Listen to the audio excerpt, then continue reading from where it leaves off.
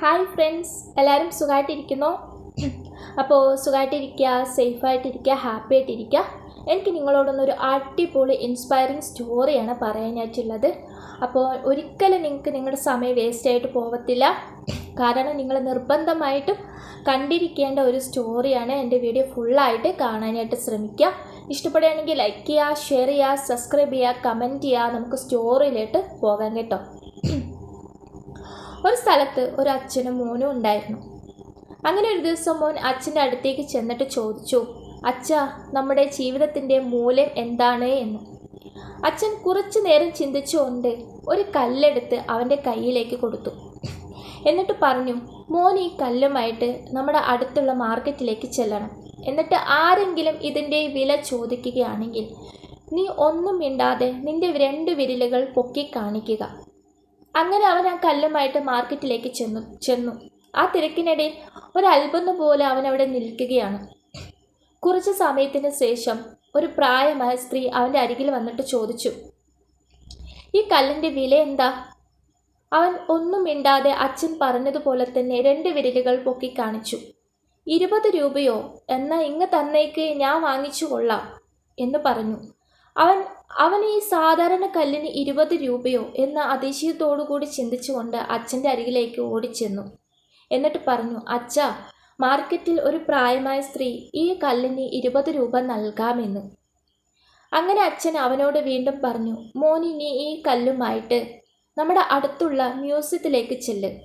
അവിടെയും ആരെങ്കിലും ഇതുപോലെ ഇതിൻ്റെ വില ചോദിക്കുകയാണെങ്കിൽ മോൻ ഒന്നും മിണ്ടാതെ 2 വിരലുകൾ പൊക്കി കാണിക്കൂ.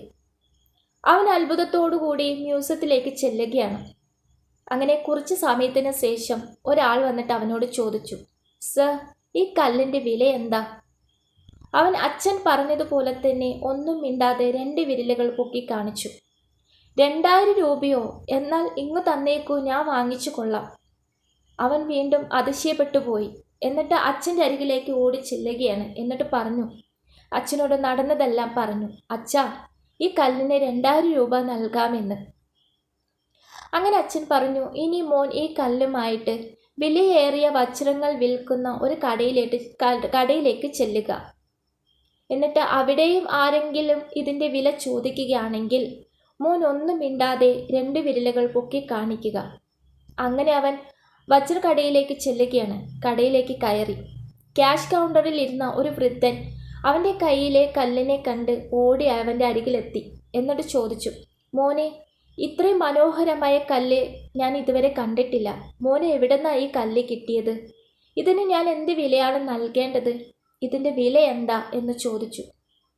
അങ്ങനെ അവൻ അച്ഛൻ പറഞ്ഞതുപോലെ തന്നെ ഒന്നും മിണ്ടാതെ അവൻ 2 വിരലുകൾ പൊക്കി കാണിച്ചു. അദ്ദേഹം വളരെ സന്തോഷത്തോടു കൂടി തന്നെ 2 ലക്ഷം രൂപയോ? എന്നാൽ ഇത് ഇങ്ങ് തന്നേക്ക്, ഞാൻ വാങ്ങിച്ചു കൊള്ളാം, ഞാൻ ഇത് മേടിക്കാൻ തയ്യാറാണ് എന്ന് പറഞ്ഞു. അവൻ വളരെ അത്ഭുതപ്പെട്ടു പോവുകയാണ്. ഈ സാധാരണ കല്ലിന് ഇത്രയും വിലയോ? അങ്ങനെ അവൻ അച്ഛൻ്റെ അരികിലേക്ക് ഓടിച്ചെന്നു. വളരെ സന്തോഷത്തോടെ ഓടിച്ചെന്നു. എന്നിട്ട് അച്ഛനോട് നടന്നതെല്ലാം പറയുകയാണ്. അച്ഛാ, ഈ കല്ലിന് 2 ലക്ഷം രൂപ നൽകാമെന്ന് അവിടുത്തെ ആൾ പറയുകയാണ്. അങ്ങനെ അച്ഛൻ ആ മോനെ അരികിലിരുത്തിക്കൊണ്ട് പറഞ്ഞു, മോനെ, ഇത് തന്നെയാണ് മോനെ നമ്മുടെ ജീവിതത്തിൻ്റെ മൂല്യം എന്ന് പറയുന്നത്. ഈ കല്ല് പോലെ തന്നെയാണ് നമ്മുടെ ജീവിതവും.